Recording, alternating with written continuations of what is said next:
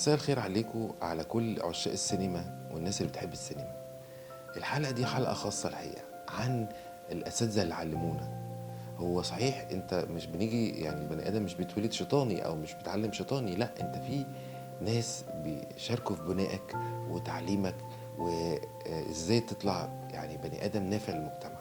فالحقيقة احنا المدرسة بتاعتنا او الجامعة بتاعتنا اللي هو المعهد العالي للسينما كان بيتميز بان كان في الدكاترة بتوعه اللي بيعلمونا كانوا عبارة عن آباء بيتعاملوا معاك بصحوبية، بيحاولوا يقربوا من عقلك، بيحاولوا يوصلوا لمداركك، لان انت هتطلع في الاخر في النهايه فنان هيبقى ليك فرق.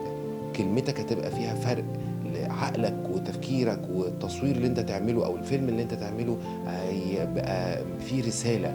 الرساله دي لازم تكون عارف او يكونوا متاكدين انهم علموا شباب تصلح وشباب فاهمه هي بتعمل ايه، ويساعدوك بكل السبل ان انت تفكر ازاي، ويعلمك ازاي تفكر وتبروز افكارك وتقدر تطلع احسن ما عندك في فيلم او في رساله جميله توصلها للجمهور والناس الجميله بتاعنا. فده الحلقه دي الحقيقه هي يعني رساله شكر وتقدير لكل الناس اللي علمونا وكل الناس الجميله اللي اثروا حياتنا وعلمونا واثروا فينا وخلونا امتداد ليهم. فالحلقه دي شكر ليهم. تابعوني بعد الفاصل.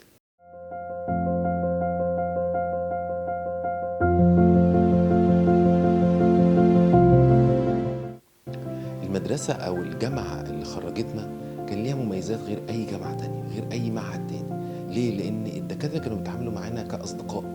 يعني مثلا يعني أنا مش هقدر طبعا أرتب بالأدميات، بس اسمحوا لي إن أنا هقول الأسامي زي ما أنا يعني هتطلع مني. يعني مثلا عندنا دكتور وائل صابر. دكتور وائل صابر من اشطر دكاتره او الاساتذه اللي علمونا التصوير. مثلا انا كان ليا قصه لطيفه قوي مع الدكتور وائل صابر وهو بيعلمك. بص، هو بيعلمك ازاي. كان مطلوب ريبورتاج 3 صور وريبورتاج 5 صور.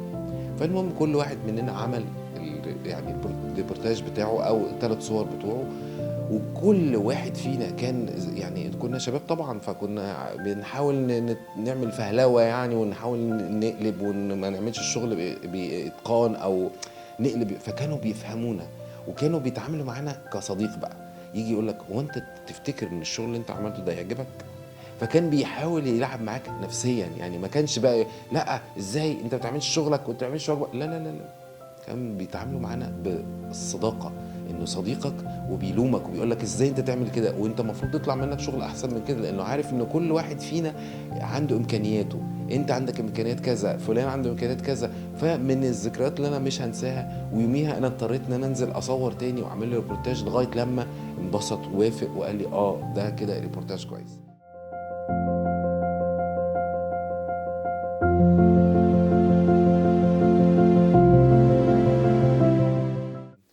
دكتور مصطفى محمد علي من القصص اللي ما اقدرش انساها عنه انه في امتحانات القبول وانا بقدم، فكنت صورت صوره من ضمن الصور الفوتوغرافيه. انا كنت شاطر في الموضوع ده من قبل كده عشان والدي يعني. فكنت صور من ضمن الصور، صورت الجامع، مبنى الجامع معوجه شو يعني، واخد بقى انا عامل يعني فنان بقى وكده، فقال يعني بقى عاوج المبنى الجامع واخده بزاويه. ففي الامتحان مسكني انا بالذات، تعالى ازاي انت تعمل كده؟ هو فكرة الراجل احنا كنا بنسمينه الدكتور المؤمن من جمال فكره وعقله، انه ازاي انت الجامع بتاع ربنا ازاي تميله.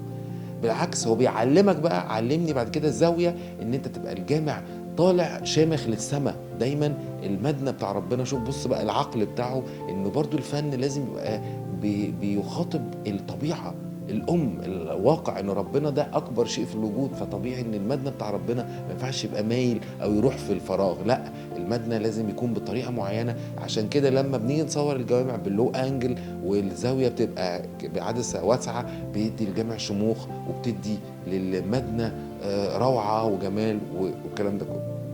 ده مثلا من قصص الدكتور مصطفى. افتكرت دلوقتي تاني الدكتور شوقي علي محمد. دكتور شوقي من اجمل الدكاتره كنا إحنا بنسميه يعني أو اللي بنسميه الأب أو المعلم أكتر أب بقى، ده أكتر واحد أب. ليه بقى؟ لأنه كان يجي أنت متأخر ليه؟ أنت مش لابس كويس ليه؟ دقنك مش حلوة النهارده ليه؟ كان مهتم بينا. وكمان الدكاترة دول كلهم كانوا دكاترة قسم تصوير بس في المعهد كان بيهتموا بكل الأقسام. يعني في حد حازم قسم تصوير، في عمرو قسم رسوم، دكتور سوقي ما بيفرقش مع مين، المهم انه اطمن على اولادي. انت عملت كذا، انت عملت شغلك، انت عملت مشروعك وكذا وكذا، وطبعا ناس كتير. وفي نهاية الحلقة أنا حابب أشكر الأساتذة اللي علمونا، ربنا يديهم الصحة، اللي عايشين واللي توفاهم الله ربنا يرحمهم ويحسن إليهم. وكمان عايز أشكر المدرسة الأكاديمية الفنون اللي علمتنا، وأشكر الناس القائمين عليها دلوقتي، دكتورة غادة جبارة، والمجهودات اللي عاملينها في المعهد من انتقاله للصرح وقامة كبيرة.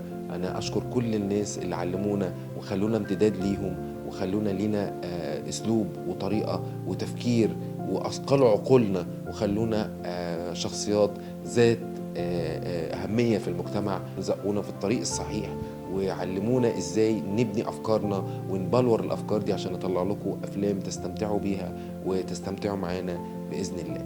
وان شاء الله اشوفكم في حلقه جايه وكواليس عايش السر.